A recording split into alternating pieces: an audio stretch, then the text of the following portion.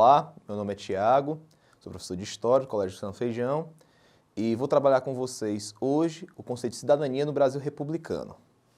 Bem, eu vou partir de algumas reflexões de um historiador e cientista político, que é o José Murilo de Carvalho. Eu acho que ele vai orientar um pouco as reflexões históricas que a gente vai fazer na aula de hoje. O pensamento básico é a gente entender o que é cidadania. Se a gente partir da Hannah Arendt, a gente vai entender que cidadania é você ter direito a ter direitos. Ou seja, o que orienta basicamente a cidadania é a obtenção de direitos. Um sociólogo inglês chamado Marshall pensa que existem 3 grupos de direitos: os direitos civis, os direitos políticos e os direitos sociais. Na Inglaterra, a completude desses direitos foi um processo alcançado a partir do século XVIII, XIX e XX.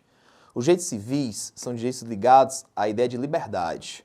Basicamente, a ideia de liberdade de ir e vir, liberdade de expressão, liberdade religiosa, ter direito à propriedade privada, ter direito de escolher o seu emprego, quer dizer, liberdade contratual, liberdade também de matrimônio. Ligado também a essa conquista de pensar, de poder refletir, de poder divulgar suas ideias, está a liberdade de poder manifestar essas ideias e de organizar politicamente. Esse é o segundo grupo de direitos, os direitos políticos. Quer dizer, se organizar em um grupo de pessoas que pensam junto às suas ideias, um grupo de partidos ou de sindicatos ou de pessoas que têm a condição de poder pensar junto a você e lutar com você na obtenção de algum novo direito, é a base dos direitos políticos, alcançados na Inglaterra no século XIX, basicamente em toda a Europa no século XIX. Se você consegue pensar, se você consegue manifestar suas ideias, se você consegue orientar talvez a sua liberdade de expressão para uma crítica ao governo e propor coisas novas com os direitos políticos, provavelmente você vai obter direitos sociais.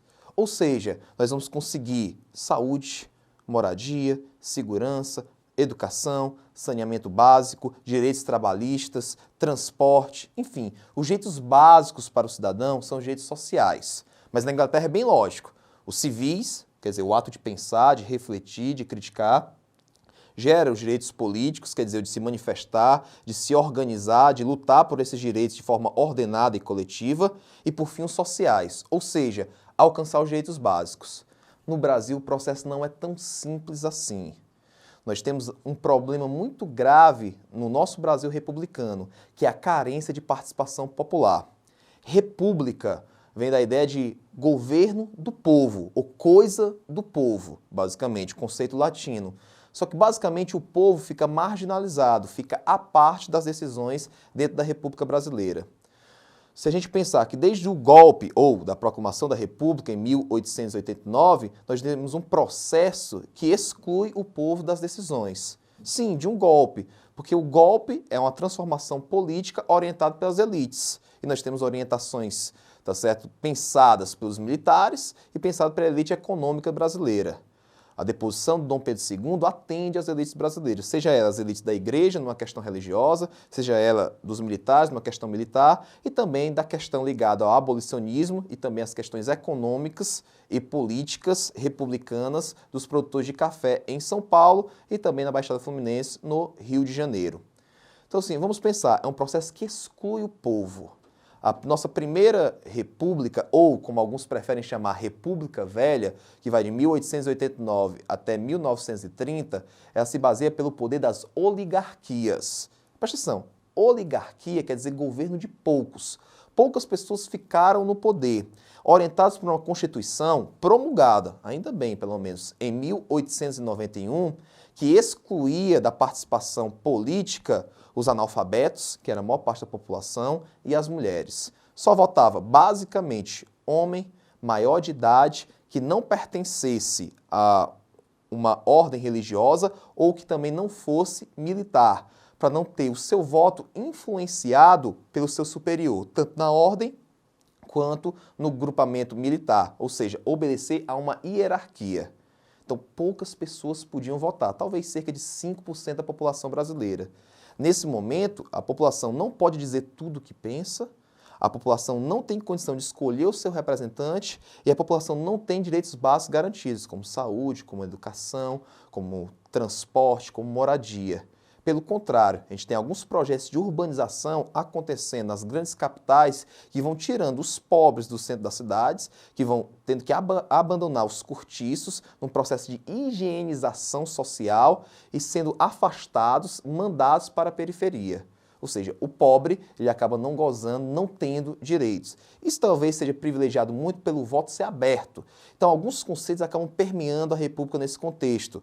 O voto de cabresto, a questão do coronelismo, a questão das políticas, do café com leite, dos governadores, que concentram as decisões na mão de poucos e fazem os poucos populares que têm condições de voto a obedecerem apenas a um coronel local, a um chefe político local. Ou seja, de novo, uma minoria está no poder. Em 1930, depois talvez de amadurecimento de algumas ideias moralistas e com os efeitos da crise de 29, nós temos o que os realizadores chamam de Revolução de 30. É um outro golpe. Tira um presidente constitucional do poder, um produtor de café também, Washington Luiz, não deixam o presidente eleito assumir o poder, Júlio Prestes, também paulista, assumiu o poder nesse contexto, e entregam o poder a Getúlio Donelis Vargas.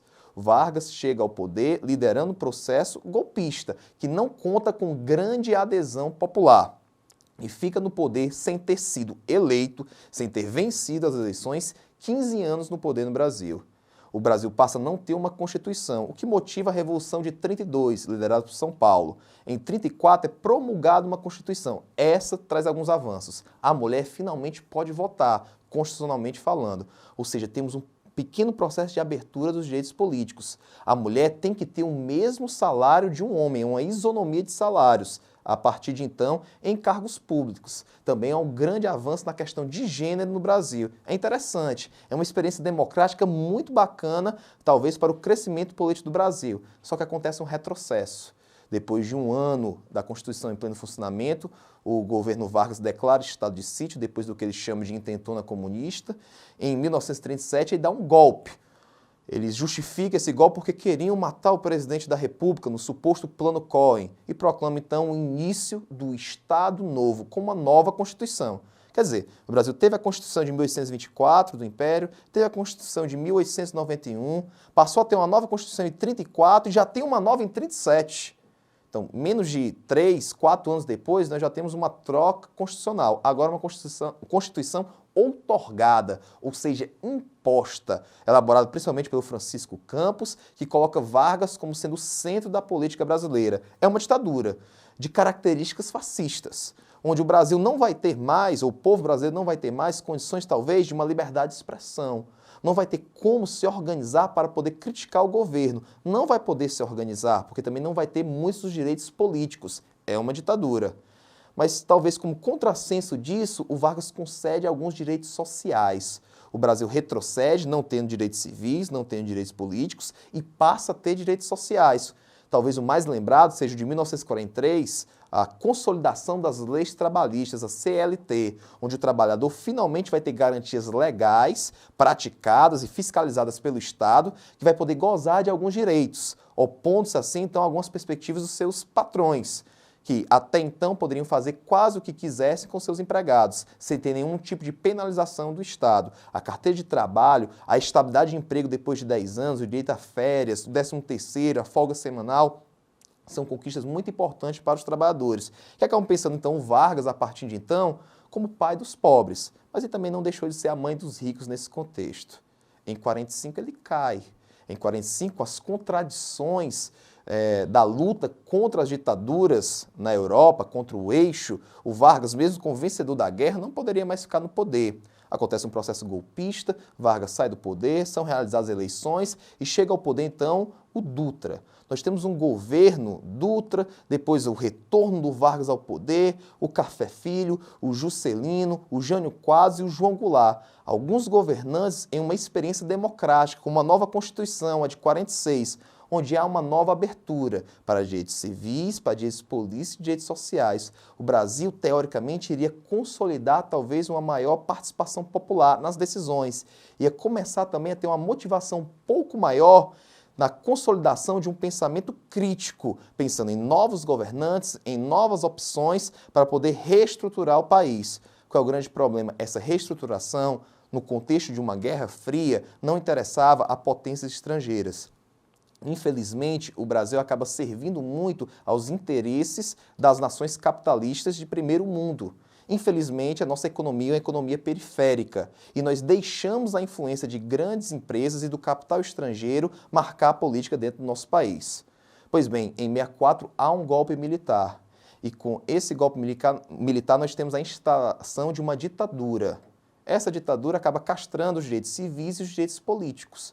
Novamente, nós não temos liberdade de expressão. Voltamos a ter a censura, que foi tão comum na era Vargas. Voltamos a ter perseguições políticas, também comuns na era Vargas. O brasileiro não podia pensar, não podia expor suas ideias sem ter o medo, sem ter o receio de cair num campo de tortura, de ser preso, de ser cerceado do seu direito de convívio familiar. Certamente vai ser um dos momentos mais turbulentos da nossa política. Como contraponto, nós vamos ter direitos sociais. Nós vamos ter um Banco Nacional da Habitação, vamos ter o Fundo de Garantia por Tempo de Serviço, vamos ter, segundo alguns, um investimento maior em educação, um investimento maior na segurança. É por isso que talvez temos algum saudosismo por alguns que pensam que na época da ditadura havia mais segurança em nosso país, mas a gente não vai poder expor as nossas ideias. Nós não vamos ter condição de nos reunir em uma forte oposição contra o governo ditatorial. O MDB, que é o suposto partido de oposição, acaba sendo uma concha de retalhos de grandes ideologias que lutavam contra, talvez, o governo da Arena na ditadura militar. Temos um processo de abertura, iniciado talvez com o governo Geisel, ampliado em 79 com a anistia e finalizado entre 1984 e 85. Mas as nossas eleições pós-ditadura não são eleições diretas, são eleições indiretas. A gente não pode escolher o nosso representante novamente. Ou seja, por mais que a gente tenha um pouco mais de liberdade de expressão nesse contexto, os direitos políticos são cerceados. Só em 89 que tem eleições diretas, que nós podemos escolher o nosso representante. Escolhemos o Collor. Depois de Collor, a eleição 2 vezes do FHC, 2 vezes do Lula e agora 2 vezes da Dilma Rousseff. O que fica claramente marcado nas campanhas eleitorais, nas tratativas da política brasileira, é que o eleitor não sabe, ou pelo menos não busca criticar na escolha do seu voto. Ele acaba sendo influenciado, talvez por uma propaganda de massa, pensada na televisão, ou pensada a partir da divulgação de bandeiras, de cartazes, ou de sujeitos carismáticos que não levam a discussão para um debate crítico. Isso é a marca da nossa política, por falta de amadurecimento. Nós tivemos uma Constituição em 67, adaptada em 69, que mantinha, então, o não acesso do povo às decisões, e essa Constituição contrasta, certamente, com a de 1988. Certamente, uma Constituição muito avançada, que contempla para a gente direitos civis, políticos e sociais. Aí vem uma outra questão que o Marshall pensa. Existem 2 tipos de cidadania. Uma cidadania que é formal, tá certo? E uma cidadania que é real. Ou seja, uma que é teórica. Na teoria, o brasileiro tem acesso à cidadania. Na teoria, a nossa Constituição contempla tudo que o brasileiro precisa. Na prática, não.